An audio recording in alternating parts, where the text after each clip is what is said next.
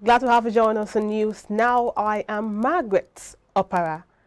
The Chief of Army Staff, Lieutenant General Farouk Yahaya, has charged troops to complement Nigerian Army kinetic engagement with spiritual efforts, such as counseling, guidance, and divine supplications in ongoing military operations across the nation.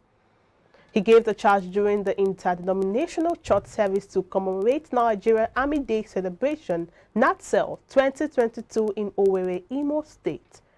The Chief of Army Staff, who was represented by Major General Victor Ezugu, while urging the Christian faithful across the nation to continually promote peace and unity in complementing the efforts of the Nigerian Army to surmount contemporary security challenges bedeviling the nation.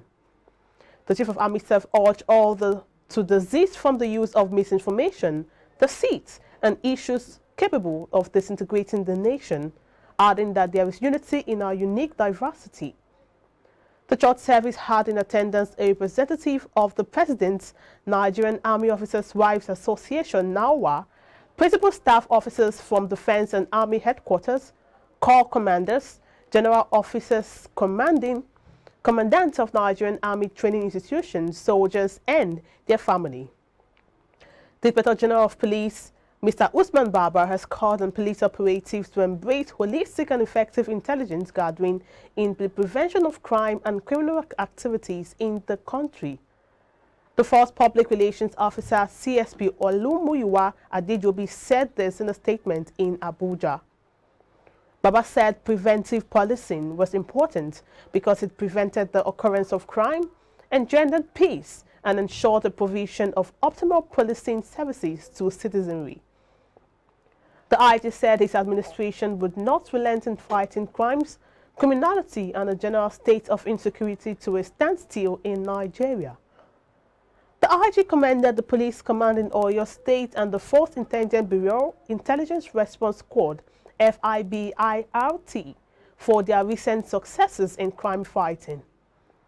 He said the operative recorded the successes through the deployment of the technologically advanced assets, community-based and traditional policing methods, and improved police visibility. Baba said the achievements were recorded via identification, trailing, and arrest of criminal suspects through actionable technical and human intelligence. The federal government on Monday condemned the call by 5 United States Republican senators asking for redesignation of Nigeria as a country of particular concern because of alleged persecution of Christians. The senators who made the call in a letter to the U.S. Secretary of State Antony Blinken said also alleged violation of freedom of Christians' right to practice their religion in Nigeria. Responding to the allegation in an interview, the Minister of Information and Culture, Lai Mohammed, said the call was based on false premisation and a misunderstanding of what was going on in the country. Quote, the country also does not have a policy of violation of freedom of religion, and it is not true that Nigeria persecutes anybody on account of his or her faith, he said. Mohammed noted that the Constitution of Nigeria guarantees the right of anybody to practice his or her faith without molestation, and the government has always safeguarded the constitutional provision jealously. He said most commentators who were not all well-versed in the politics and happenings in Nigeria took criminalities and communal clashes as issues of religious persecution. According to the minister, the only known group that targets Christians is the Islamic State West African province. He, however, said that the federal government had mounted a large-scale military opera to wipe out the criminals, and it was yielding results.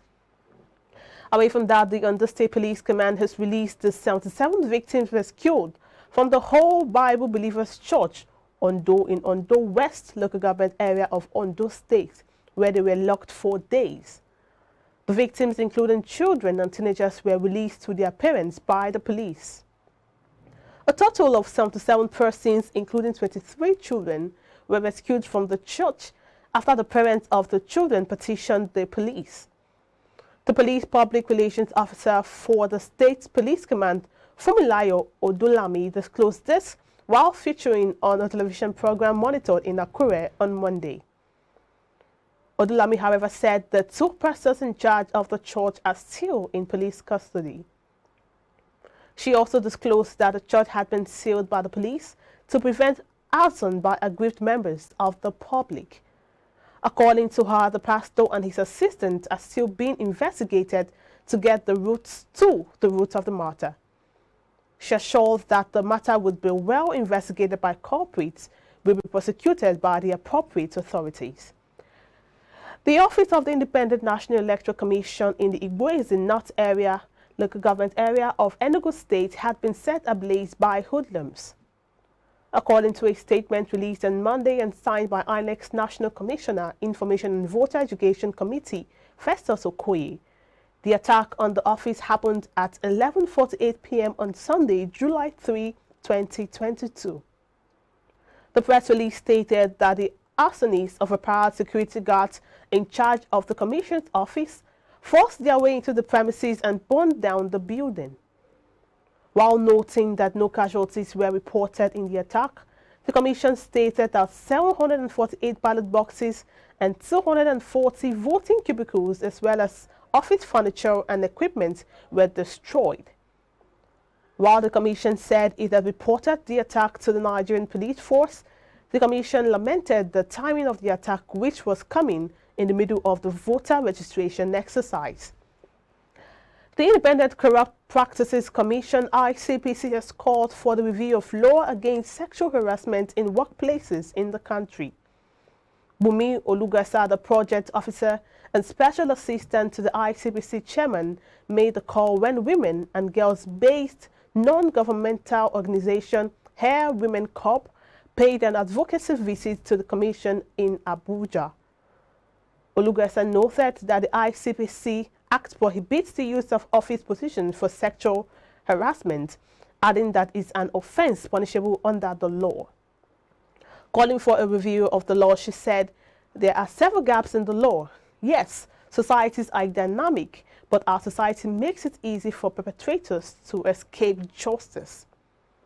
Also speaking, the Assistant Director of Public Enlightenment and Mass Mobilization Department of the National Orientation Agency's NOA, Esther Akko, said sexual harassment should be addressed by the Human Resource Department in organizations.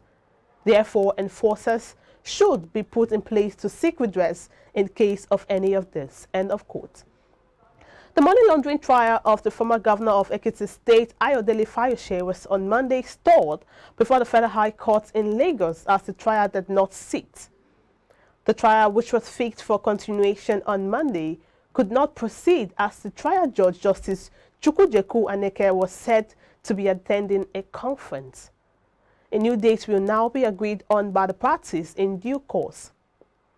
Fayose'S is being prosecuted by the Economic and Financial Crimes Commission for 6.9 billion fraud and money laundering charges.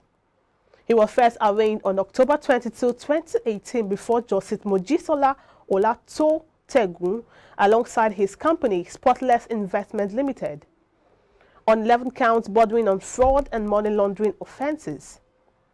He pleaded not guilty to the charges and was granted bail on October 24, 2018, in the sum of 50 million naira with sureties in like sums.